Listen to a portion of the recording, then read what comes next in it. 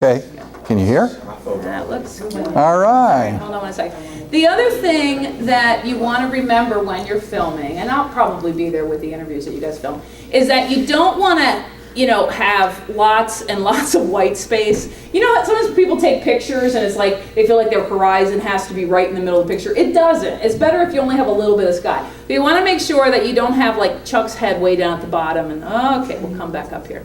There we go. All right. I think we're working, recording. Okay. Chuck, thank you for coming in today. Super. Tell us a little bit about yourself, your growing up in Joliet, and how long you've lived in Joliet. Yeah. I basically have lived in Joliet all of my life, or in the surrounding area. Went to school through Joliet schools, St. John the Baptist Catholic School, which happened to be the school that our sisters came to this area from and founded the congregation at that parish. Went on to Joliet Catholic High School, then a boys' school up on the hill, now Victory Center for those of you that drive around the area a little bit. Then went on to college and enrolled at a beast called Louis St. Francis of Illinois when the two schools were attempting a merger. Graduated from college and actually worked a year in my family's business. We had an automobile business that we operated for about 52 years. And after doing that for a year, was approached by someone that I knew at St. Francis who said, we're bringing the business programs to St. Francis now. Would you do recruitment for us for that? And thought, oh, well, I'll try it for a year or two. And so a year or two later, I'm still here. I almost forgot. Can you give us your verbal permission to use any? Absolutely not. All right, turn it off. Yeah. No, are you okay if Sure. we use this in Absolutely. any little documentary snippets? Okay. I'll deny it all. Yeah. Film was edited. Exactly. It's not true. Okay. Our documentary starts with obviously something that's a little before, your memories, but we want to look at sort of the boom town of Joliet, which actually let me ask you that. When do you see the real economic boom years of Joliet, when population was flooding in, businesses were opening? Yeah. Like, Joliet, really mirrored what happened in the country, I would say, in that, as industry was growing in the country, you saw that industry locate in this region. So you had, the longtime employers such as United States Steel here, EJ&E Railroad initially, then the newer players, Caterpillar Tractor coming in. All of that led to the growth of the area, which predominantly was a manufacturing and blue-collar type of town. Joliet, to its credit, though, was just far enough away from the city of Chicago that it had to develop on its own, and it was lucky with both rivers and rail, and later highway, that it was accessible from a lot of different perspectives. An interesting story is told that during the Depression, when the banks closed in '32, and you history majors can check that date, Frank Turk Sr., who was still alive during the Renaissance in the 80s, Frank Turk Sr. was a young man, got together with a number of the leading businessmen, and Joliet literally developed its own script system. So to try to continue commerce moving so that you as a family member could go to a store and get some bread, get some gasoline for your car or whatever, they developed their own script that was used right within the city, and you could use it to exchange for goods and services and whatever. So, even at that point in time, there was enough independence that regardless of what's going on in the region, in the state, or in the nation, let's sit down and see if we can figure out a way around this. And they did it at that time. And they did it again in the 80s when the decline occurred. So wait, you're saying that during the Depression, the banks closed, Joliet had its own currency? Right. Script, they called it.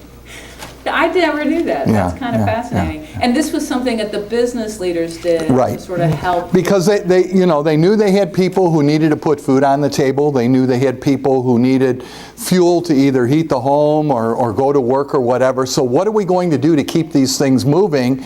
Because people either don't have money, can't access money from the banks, or of course, a lot of people were just completely unemployed. And we've got to do something to get something in their hands to do a limited amount of trade and exchange. Wow. I'm going to come back to Frank Turk, because I know in the 80s, he was one of the people sort of helped pushing for Joliet's kind of Rebirth, yes. rebirth. But let's talk a little bit about, do you remember much about the ethnic neighborhoods of Joliet? Joliet, again, was almost a microcosm of Chicago in that people settled into different areas around the community. So you had your, in fact, if you want to trace the roots, follow the Catholic parishes. St. Patrick's was an Irish parish. Well, a lot of the Irish settled up in that area, and the Irish came into the area historically dealing with the excavation of the canal to deepen that to enable more waterway traffic. The Germans were at St. John's on Hickory Street in Division. So each of the parishes and the ethnic groups would settle right around that parish and typically live.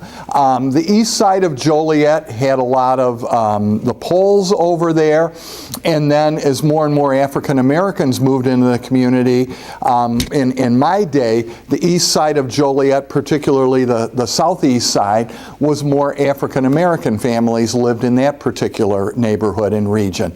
So not unlike Chicago, and any of you that talk to grandparents that moved to the burbs out of Chicago, we were very much like Chicago with neighborhoods with different ethnic groups clustering there, and typically the groups clustering around churches or parishes.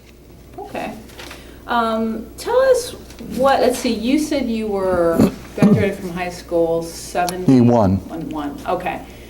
What was Joliet, did you ever consider going someplace else? You went to school here. Did you consider moving out? What was Joliet like in the 70s? The big thing I think that keeps people in Joliet is because it is an entity in and of itself. When you're here for a while, you get to know everybody and everybody knows you. People commented, and just with the recent passing of Gordy Gillespie, Gordy left for 10 years and went up to Wisconsin to coach at Ripon. And one of the things he hated when he was up there is he would walk in to get his glasses fixed at an optometrist, go in to, get some groceries or get a service done or whatever. Nobody knew who Gordy Gillespie was. He could walk in any place around Joliet and they knew him by face, if not by name. And I think that along with family roots, up until maybe recent history of the last 10 or 20 years, people talking about generations or the immediate family of one or two generations all living within the region, and that family atmosphere that could be sustained because of the fact that the brothers or sisters were no more than 15, 20 minutes apart from one another was a real attraction to trying to stay here. Plus the fact that we had a really good job base with the major employers in industry.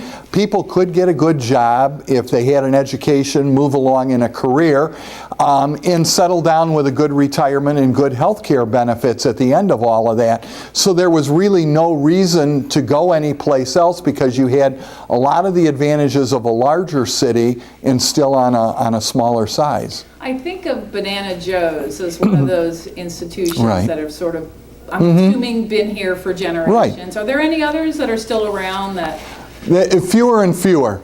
It's sort of sad to see. I know my dad passed away last fall, and a number of the old automobile families showed up at the wake that I had not seen. And these were not the gentlemen that were the corporate owners.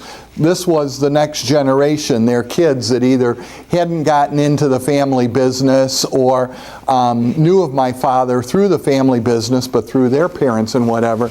we're seeing less and less of that. You know, like many communities, you're getting the chains, the big box stores, whatever coming in, and that longevity of the family-owned business isn't there anymore.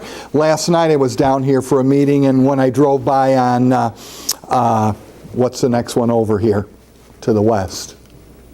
Who knows their streets? No, Chicago's in front of us. The next, Ottawa Street.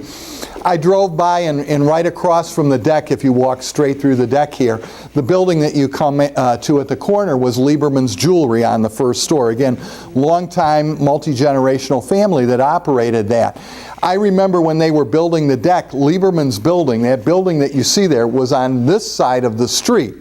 And the city wanted to demolish it, and the Lieberman family, oh no, we've owned this for a couple generations, and our jewelry business, yada yada. We're going to move the building. So they literally picked the building up, moved it across the street to the location you see it at now.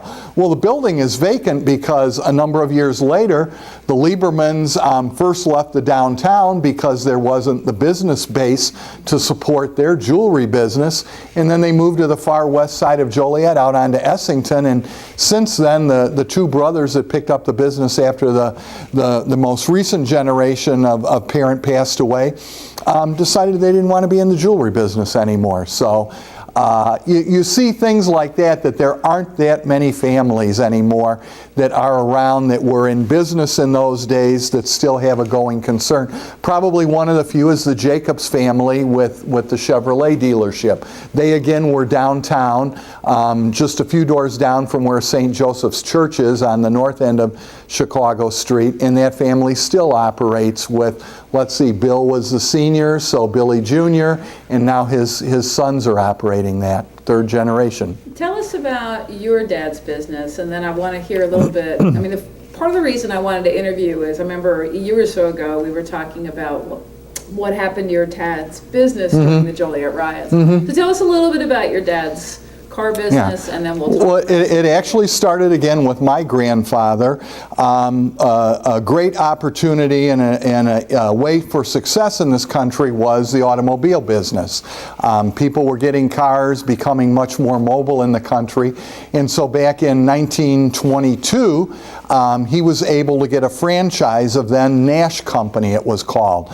And it was not uncommon that families that just had some space and were interested in going into business could get these franchises, as opposed to nowadays, if you went out and tried to get an automobile franchise, you probably would literally have to have a minimum of $500,000, if not $1 million, to get a hold of one. So anyway, it was a great access to become your own business person and hopefully develop well. So he started with that at that point in time, passed it down eventually to my father, and then we ended up actually moving the business as well out of Joliet. We were downtown for all of those years, and in 1980, surprisingly, when things were going south in the downtown area, we moved out to Plainfield and moved to a spot just a little bit west of Louis Joliet Mall and operated the business out there for another 10 years before my dad got rid of that. So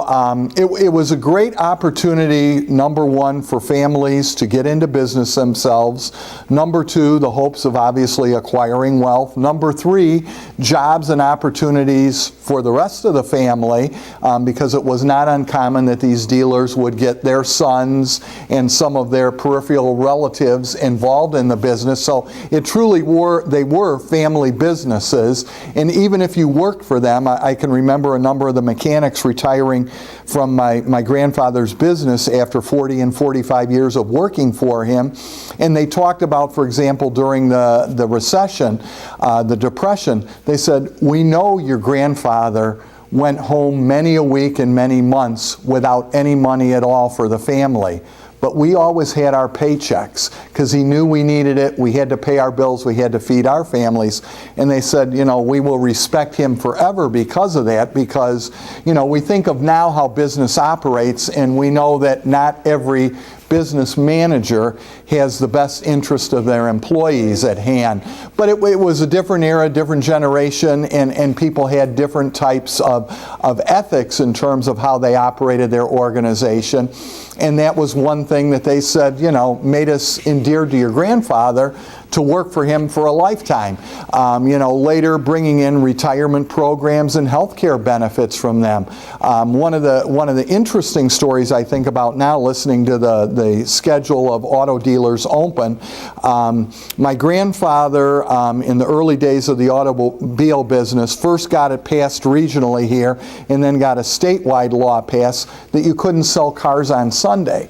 And it wasn't, I don't think, so much from a religious type of perspective of how can we do business on Sundays, but more his concern was my salespeople, that, you know, when you're open for business, the salespeople have to be there if they want to make money, and they're working on commission.